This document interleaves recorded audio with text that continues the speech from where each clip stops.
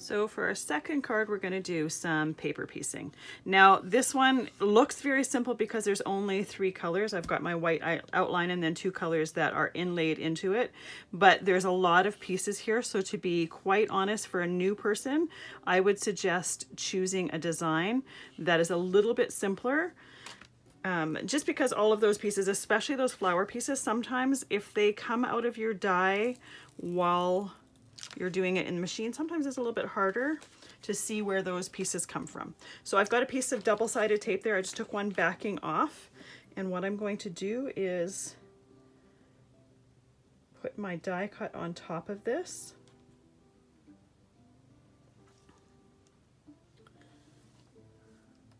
And this is to stick all of those pieces to as we're inlaying them. In order to press this down, don't use your fingers because you're going to get your fingerprints on there, and it sometimes affects the stickiness of the tape. So best to use the tape backing for that.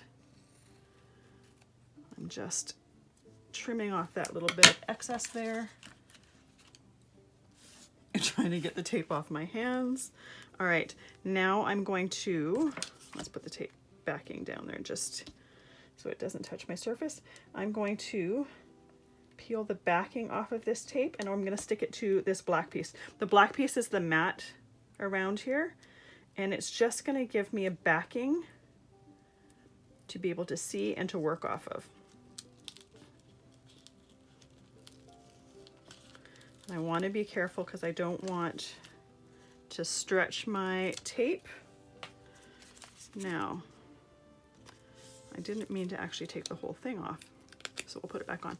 So in order to line your die cut up, and it's probably hard to see the outline of the black piece right now, but I'm going to lay it down there till it's lined up, hold it down with my backing here, and then I'm going to press this down with my fingers. Once that is down, I'm going to be peeling this up and then use the backing to press it down as I'm working my way up. There we go. A little bit crooked there. What we can do when we're completely done is we can trim it if that bothers you. But right now it's stuck. There's no way to get this up after this.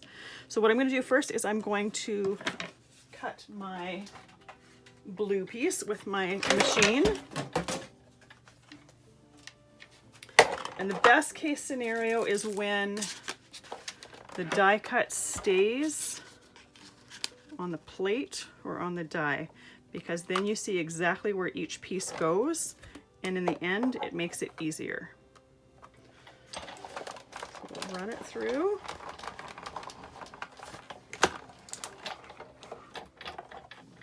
And here most of it stayed in the die, some of it is on the plate here. So I'm going to bring this to my surface here. And the best tweezers for this are ones that you need to hold closed.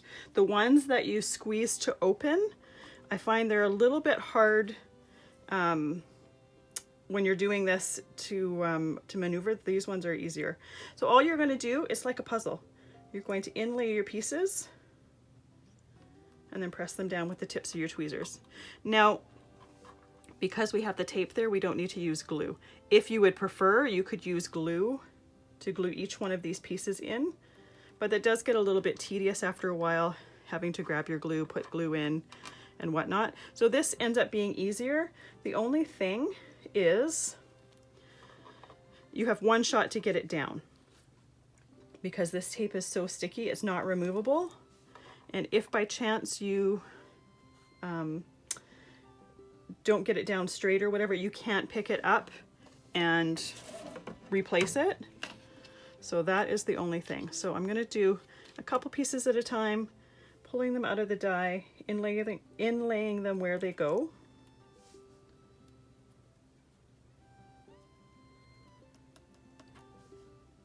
So the process itself is very simple. It just takes some time. It's a great way though to use up some scraps, because not all of this has to be die cut at one time. You could die cut a few different pieces. of scraps just to get all the pieces that you need. And you can see I'm using my tweezers to kind of press the piece out, and then I'm using my tweezers to lift them up. Some of these big pieces you could easily inlay with, like just hold them with your hands, but when it comes to the tiny pieces, it's much easier to do it with tweezers.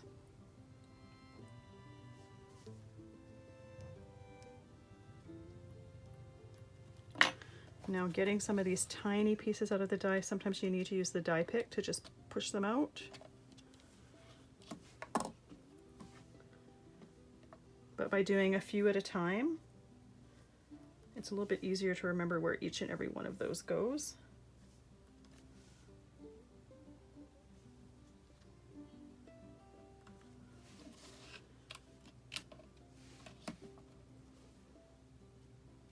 And you can see how the die cut staying in the die does make it a little bit easier.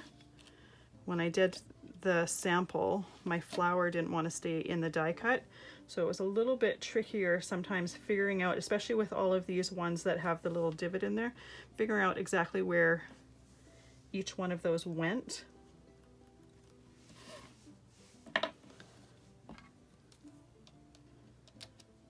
But it's one of those techniques, it's super easy to do. Say if you're watching a movie or whatever, just sit there inlaying pieces. That one I believe is a piece of the flower, so I'm just going to tuck it to the side.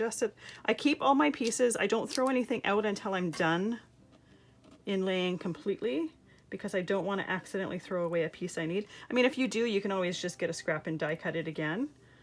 But once again, much easier to not toss the pieces out before you need them. So I'm going to continue this. After I'm done the blue, I'm going to do the same thing with the coral color for the flowers. And I will see you in the next video to assemble the card. Now, the one thing that I wanted to say before I ended this video, I did a white outline on this one, and then I did the corally color for the flower. You could do a black outline and then do a white color or white inlay for the flower and make them daisies. I just wanted to do one of these cards with a white outline so that you could see what it would look like, and how it would look a little bit different from the black background. So I'll see you in the next video, and this will be completely finished, and I will show you how to assemble your card.